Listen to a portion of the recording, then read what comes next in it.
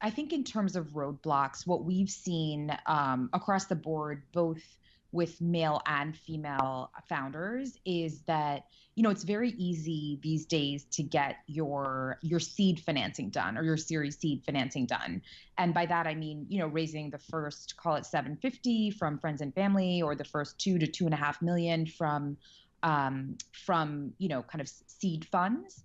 But what we've seen is that, while there are way more pools of capital that are available at that stage, when you think about Series A or Series B, there's just not the same increase in kind of options for capital.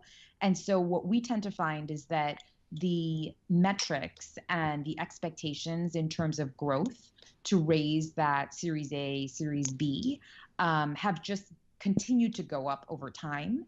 And so, we encourage founders, particularly, if we're leading or co-leading a financing, to really think about taking enough capital that will enable them to reach the milestones that they need to achieve to get there.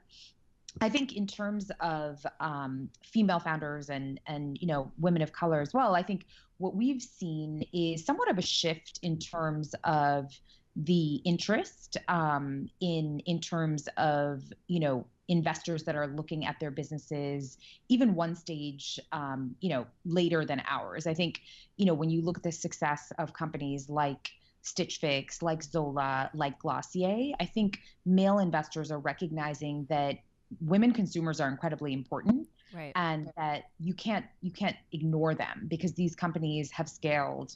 They've proven that they have product market fit, and that they can generate real revenue. So I think 4 or 5 years ago, I think a lot of people looked at weddings or beauty and said, there's really not an opportunity to innovate in these categories. And I think that fast forward to today, they're definitely being taken seriously.